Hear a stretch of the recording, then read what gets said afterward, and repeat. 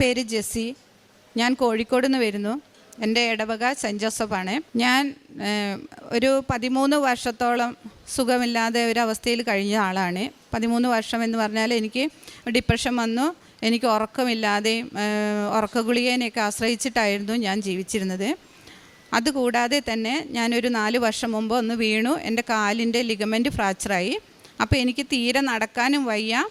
ഒരുപാട് തടിയും മറ്റേ ഡിപ്രഷൻ്റെ ഗുളിക കഴിക്കുന്നതുകൊണ്ട് വല്ലാത്ത ബുദ്ധിമുട്ടായിരുന്നു. കാരണം ഒരാളുടെ ആശ്രയമില്ലാതെ എനിക്ക് എവിടെയും പോകാൻ പറ്റില്ലായിരുന്നു. ആരെങ്കിലും പിടിച്ചിട്ട് വേണം എന്നെ വണ്ടി കയറ്റാനോ പള്ളിയിൽ വരെ പോകുന്നതിന്. അങ്ങനെയായിരുന്നു ഞാൻ പോയോണ്ടിരുന്നത്. അങ്ങനെ ഇരിക്കുമ്പോൾ ഒരു ദിവസം അച്ഛൻ്റെ ടോക്ക് ഞാൻ ടി വിയിൽ നിന്ന് കേൾക്കാനിടയായി. അപ്പോൾ എനിക്കൊരാഗ്രഹം ഉണ്ടായിരുന്നു, ഇവിടേക്ക് വരണം എന്ന്, കൃപാസനത്തിൽ വരണം, പ്രാർത്ഥിക്കണം. പക്ഷേ എന്നെ കൊണ്ടുവരാനോ ആരും ഉണ്ടായിരുന്നില്ല. എങ്കിലും ഞാൻ എല്ലാ ആഴ്ചയും അച്ഛൻ്റെ ടോക്ക് ടി വിയിലിരുന്ന് കേൾക്കുമായിരുന്നു. അങ്ങനെ ഇരിക്കുമ്പോൾ എനിക്കൊരു ഇവിടുത്തെ പത്രം കിട്ടി, കൃപാസനത്തിലെ പത്രം കിട്ടി. ഞാനത് വായിച്ചു. ഞാൻ പിന്നെ അത് കയ്യിൽ വെച്ച് പ്രാർത്ഥിക്കാൻ തുടങ്ങിയിരുന്നു.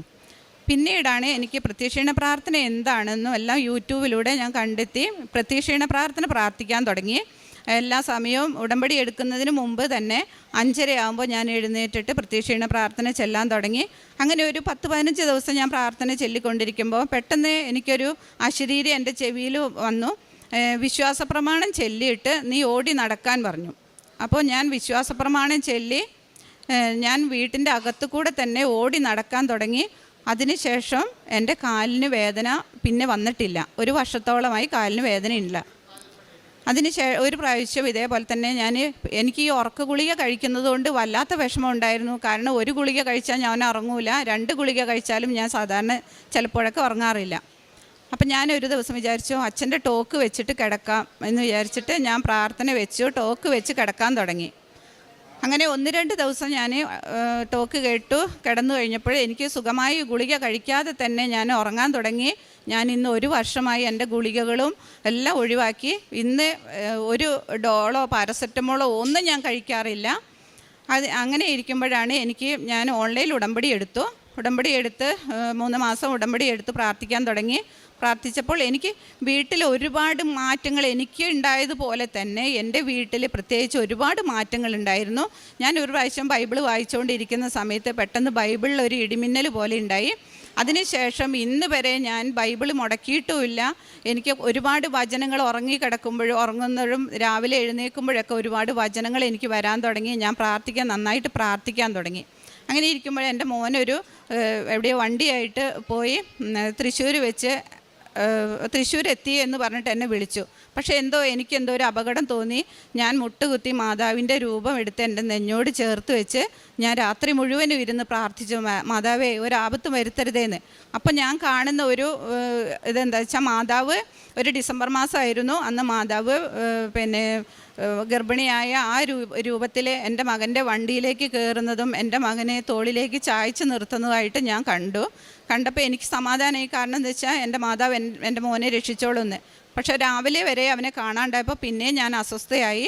ഞാൻ പത്രം എടുത്ത് നോക്കാൻ തുടങ്ങി. കാരണം ആക്സിഡൻ്റ് ഉണ്ടായി, അവനെന്തോ സംഭവിച്ചു എന്നുള്ളത് എനിക്കറിയാമായിരുന്നു. അങ്ങനെ രാവിലെ പെട്ടെന്നുണ്ട് വിളിക്കുന്നത് വണ്ടി ആക്സിഡൻ്റ് ആയി എന്ന്. വണ്ടി തവിട് പൊടിയായി, അവൻ്റെ കാറ് നഷ്ടപ്പെട്ടു പോയി. പക്ഷേ അവൻ്റെ മേത്ത് ഒരു പോറൽ പോലും എൻ്റെ മാതാവ് ഏൽക്കാതെ എനിക്ക് തന്നു. പിന്നീടുള്ള കാര്യങ്ങളെന്ന് പറഞ്ഞാൽ വീട്ടിൽ തന്നെ ഒരുപാട് മാറ്റങ്ങൾ. രാവിലെ എഴുന്നേറ്റ് പ്രാർത്ഥിക്കുമ്പോൾ മാതാവിൻ്റെ സുഗന്ധം ഉണ്ടാവുക, വീട്ടിലെല്ലാം സുഗന്ധം ഉണ്ടാവുക. ജമന്തി പൂവിൻ്റെ മണം, റോസയുടെ മണം, അതൊക്കെയായിരുന്നു വീട്ടിലുള്ളത്. ഇപ്പോഴും ഞാൻ നന്നായിട്ട് പ്രാർത്ഥിക്കുന്നുണ്ട്. കാരുണ്യപ്രവർത്തനം ചെയ്യുന്നത്, ഫുഡുണ്ടാക്കി അത്യാവശ്യം എവിടെയാണോ കിട്ടേണ്ടത് അവർക്ക് ഞാൻ എത്തിച്ചു കൊടുക്കാറുണ്ട്. പിന്നെ പത്രം എല്ലാവർക്കും എത്തിക്കുകയും കൂടാതെ ബൈബിള് വാങ്ങി കൊണ്ടുപോയി ഹിന്ദുസിൻ്റെ ഇടയിലേക്കാണ് ഞാൻ അധികം. എൻ്റെ വീടും പരിസരത്തും ഒക്കെ ഹിന്ദുസാണ് കൂടുതലുള്ളത്, ക്രിസ്ത്യൻസ് ഇല്ല. അപ്പം ഞാൻ ബൈബിള് വാങ്ങി, ജപമാല വാങ്ങി, പുസ്തകങ്ങളെല്ലാം വാങ്ങി അവർക്ക് പറഞ്ഞു കൊടുക്കുകയും രോഗികളെ കാണാൻ പോകുമ്പോൾ ഞാൻ ബൈബിളും കൊന്തയും ഒക്കെ ആയിട്ടാണ് പോവാറ്. നമ്മുടെ ഇവിടുത്തെ ഉടമ്പടി തൈലും ഒക്കെ ആയിട്ടാണ് പോവാറ്. അവിടെ ഇരുന്ന് പ്രാർത്ഥിച്ച് ബൈബിള് വായിച്ച് അവർക്ക് പറഞ്ഞു കൊടുക്കും, പ്രാർത്ഥിക്കാൻ പഠിപ്പിച്ചു കൊടുക്കും. പിന്നെ എല്ലാവർക്കും പ്രാർത്ഥനേൻ്റെ കൂടുതൽ ആളുകൾ 10-28 ആളുകളോളം എൻ്റെ കൂടെ ഇരുന്ന് പ്രാർത്ഥിക്കാൻ വിജാതീയരായ ആളുകൾ എൻ്റെ കൂടെ ഉണ്ട്. അവർക്കൊക്കെ വേണ്ടി ഞാൻ പ്രാർത്ഥിക്കുകയും പ്രവർത്തിക്കുകയും ചെയ്യുന്നു.